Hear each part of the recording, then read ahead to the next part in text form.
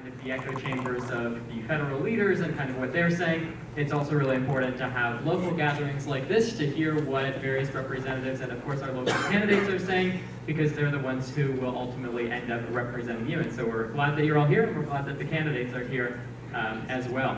Just a few quick notes. Brenda touched on a lot of it, but this is a candidates meeting, not a debate, so perhaps not as confrontational as many of you might have been expecting. And so our purpose this evening is to get as many of these submitted and vetted questions from many of you in the audience answered as possible, and for the candidates to be able to ultimately articulate their policies and their positions as effectively as possible.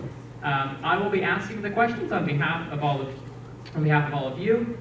Please be respectful of the candidates as a good place to go, perhaps with your family, in Northumberland, Clarke. The Ganaraska Forest. I think the trails there are truly amazing. John? We're in Macomb. We're a skiing family and we get out every Saturday when there's snow. Coburg Beach is definitely one of our favorite go-to places. I have an apartment in Coburg that is about a 5-minute walk from the beach, and I have spent many summers with the children just enjoying the sand and the water. The best place is probably the Orono Arena because it's the coldest place in the world and gets me acclimatized for winter. So.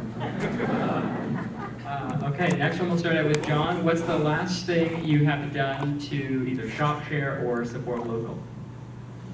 I shop locally every week. We buy groceries all across the riding. I have the chance to buy products from individuals here in the riding. I received a lovely gift today of earrings from one of the people in the audience today, and hopefully that will turn into purchases in the future as well. Well, this morning I had breakfast at the Black Cat in Coburg. I love going to just little local shops and seeing what I can do to further their businesses. But actually during the provincial election, I loved walking around the village of Warkworth with Maxwell Groves, our provincial candidate. I do not know how much money I spent in those little shops, but that also includes these lovely earrings that I got and very lovely pottery from the amazing pottery and glass blowing shop in Warkworth. Okay, Phil? I stopped by the O&O General Store, dropping my kids off to school, and got them treats because I have election guilt. Every time I come home from Peterborough to Coburg, I always visit Bon Bon. They recently opened a new location on Main Street where City Streaks used to be. Amazing, unique clothing there. It's all used, which I think is awesome because we have enough clothing in this world, and I love colorful clothing. Thank you all for that. We're going to go into our first section of kind of substance-based questions, and the first section has to do with trade and business confidence, which is certainly an important theme. If any of you have been following the news, I think you know that it's been kind of a top story as of recently. So we'll start out with Christina. Consistency is fundamental with respect to concepts like business confidence and economic recovery, prosperity certainly as well. Businesses need kind of stable policy and a stable policy environment with clear timelines and strategies in order to help them plan for the future. How will you actively engage and support local businesses, but also Chamber of Commerce, like those in the room today, to improve, again, that idea of business confidence? Okay, I turned to the wrong page to start. Okay, I'm gonna have to try and win this one. See what I can go. This is our 4th all candidates meeting. So, 6? What? Oh, I can't add apparently.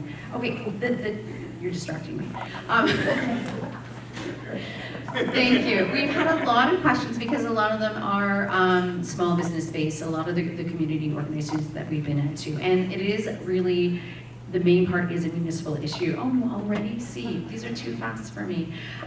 Basically, we're looking at lowering, I'll say this one fact. We're looking at lowering the tax income bracket of 40,000 or less income so that those individuals can actually spend more locally, because it is ultimately the consumers that help spend their money in our local shops. Thank you.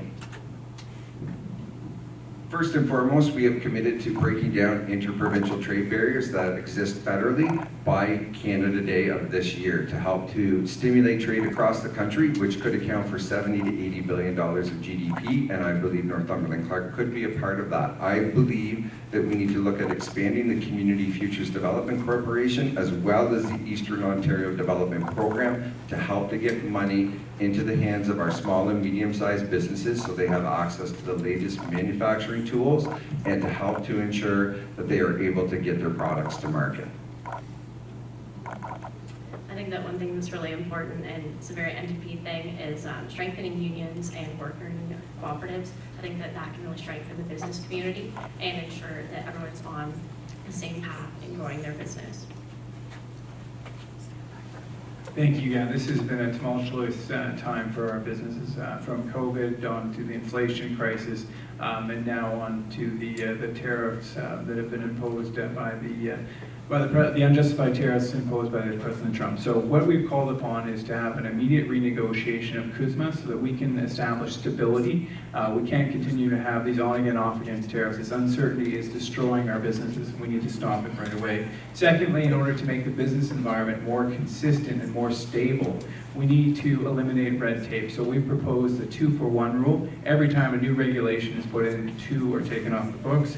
We're also going to have, for those big projects, we're going to have one-stop shop. So no longer will you have to deal with multiple regulators, multiple applications, and getting sometimes different results from different regulators. So we'll have one regulation, we'll have one regulator, one application, and so the answers are given quickly and given correctly. Thank you. Okay, sticking on the topic of trade, we'll go to John for this question first here. With respect to, again, this idea of tariffs, Donald Trump has obviously changed his mind several times on this, which has further contributed to this kind of instability that we're seeing. There's been tariffs on steel, there's been tariffs on auto, things that are obviously very kind of important to our local communities. So specifically, what measures would you and a Liberal government look to kind of put in place to combat some of what we're seeing, but also support local businesses? So we have committed to a $2 billion auto fund to help to offset the impact of tariffs for the auto manufacturing sector. In addition, today there was an announcement around exemptions for tariffs on some automobiles. As long as those manufacturers have agreed to keep production here in Canada, we don't want to see production move to another country because of tariffs. It is important that we continue to look at a made-in-Canada solution and supply chain for the automobile sector. I do believe that that is possible and that there are businesses and facilities here in Northumberland, Clarke that can help with that. In addition, there are possibilities here for us to be at the forefront to address the housing crisis using affordable materials made in Canada, Canadian lumber, Canadian steel. We can help to make sure that we are using those products that are tariffed by the United States right here in this country to build products to support and house all Canadians. Ava? Thank you. We support employing retaliatory tariffs and using the money that we gain from those tariffs to support the sectors being most hard hit by the tariffs here in Canada, such as the auto industry, steel, aluminum, things like that. We also support really stimulating building of infrastructure. We're currently experiencing an infrastructure deficit, and in fixing that, we can use Canadian labor and Canadian materials to really support our workforce through this time of struggle. Thank you. So I want to start by acknowledging the fear that people are feeling, and I've had conversations with business owners and with workers who are either on the cusp or have even lost their jobs or their businesses because of these tariffs. We will stand up against Donald Trump's unjustified tariffs, and we will be there for workers. So we're going to set up a fund to make sure that those businesses who are dealing with temporary crises because of these tariffs have the funds to get through, because we don't want to break that most sacrosanct relationship between employer and employee. As I said, we want to renegotiate CUSMA immediately. We also want to long-term build an economic fortress. We've seen over the last 10 years our economy has been weakened. We've had the lowest GDP per capita since the Great Depression. We've seen Australia have 18 times our GDP per capita growth, the United States 50 times our GDP per capita. We need to strengthen our country so that we can weather the storm no matter what comes, whether that's more tariffs from Donald Trump, whether there's another external event. We need to be stronger and united so that we can deal with these threats and move Canada to prosperity. These can we create to allow for it? Yeah, absolutely. So the elimination of interprovincial barriers are incredibly important. Sometimes they can take the form of financial, sometimes they can be relatively, when you look at it just from the top, it looks rather innocuous, right? Like different provinces have different building codes, for example, but those can often be barriers as to the speed to quickly building homes and otherwise. And so, yeah, a conservative government will certainly work with the provinces and if necessary, push the provinces quite hard to make sure we eliminate all those interprovincial trading partners. It is absolutely, completely senseless that in some instances, it has been easier for Ontario to deal with New York State than with Quebec. We need to get rid of those barriers and we need to get rid of them right away. Thank you. Christina? I like to pass the mic game. Hot potato. Yes, the Green Party absolutely agrees that it is time to work on those interprovincial trade barriers and seeing what we can do to bring things together. However, there is a lot of it in place. You know, we are looking at so many rules and regulations in so many job areas across 10 provinces and 3 territories that we are going to have to work on. It's time to bring the premiers together and actually talk to them and seeing where we can start with that and seeing what the steps are to repair that for the future. I actually had a conversation today with one of the administrators of the local YMCA about the differences in bringing ECEs even in from another province. Well, the training is different per province. Some only get 3 months training, whereas here in Ontario, it's more like a 2-year program. And those are the things we need to look at, and food regulations and housing. There are so many different aspects to this that we have to look into and work on. So although your question asked what a conservative government would do, I hope I can answer from the perspective of a liberal government. Thanks, thank you. So I just will start off by saying that we would work on breaking down the federal restrictions around interprovincial trade, and we have committed to doing that by Canada Day. We have also committed to opening up markets across the country. I would like to point out that Mark Carney has already met with the premiers to identify projects of national interest so that we can get shovels in the ground and begin that process immediately. Interprovincial trade has been an issue for many years. I can share a story from my childhood where I flew out to Vancouver. I had to smuggle pea-meal bacon with me out to Vancouver from Ontario, and on my return I had to smuggle back some sockeye salmon. My bag did not smell good. My clothes needed to be washed multiple times. I would like to see that removed. I would like us to see Ontario wines, Ontario whiskey shipped across the world, shipped across our country to ensure that businesses are able to, thank you.